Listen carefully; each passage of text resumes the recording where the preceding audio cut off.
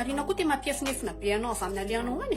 ka tsy maintsy nodina laky efa coronavirus efa hivoaka mita atao hovonana reo koa nefa tenenina hoe tsy mahazo mivoaka ny trano dia mbola mandeha mipatiratirany an-dalana any any zao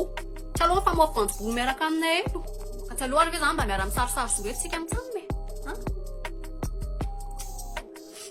zany any io ohatra misy zavatra ohatran'ny maimbo be zany eto zany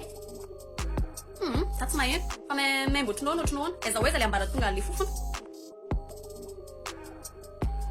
amin'ny teny frantsay zao ianao rehefa miteny hoe misy masisy zany raha tsy fofona ozy izy fotsiny zareo hoe satu fa rehefa miteny malagasy voalohany aloha rehefa le manomboka manentoento amin'ny orona iny le izy maimbo fiteny azy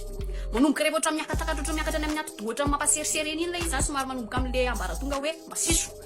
rehefa manomboka nefa le somary manepotrepotry iny am'izay izy tena efa manaikinaiky tena eo am'izay izy natao an'le hoe mantsony azona zay le mantso de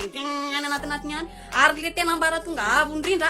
am'le tena marikivikivy le mihitsy izy tena amin'iny izy tena hoe mangeroko rehefa misy an'iny izy mila tonga saina ianao soitoratra ka hoe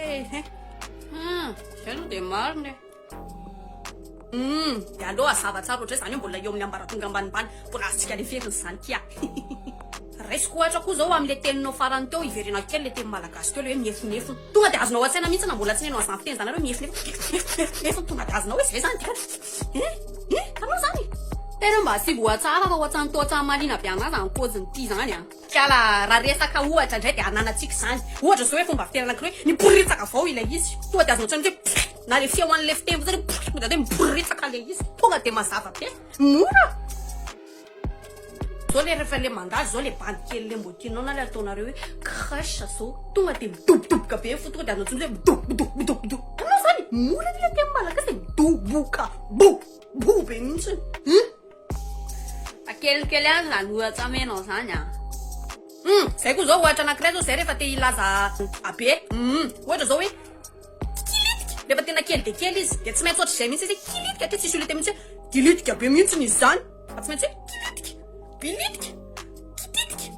madinika gez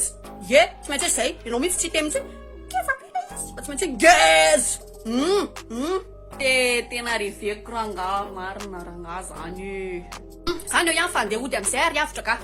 efa ely zay tsika mifanofomofo vanjobory zay amin'ny manaraka indray de aza dely manao ary vava sy manasa tanana rehefa tonga any an-trano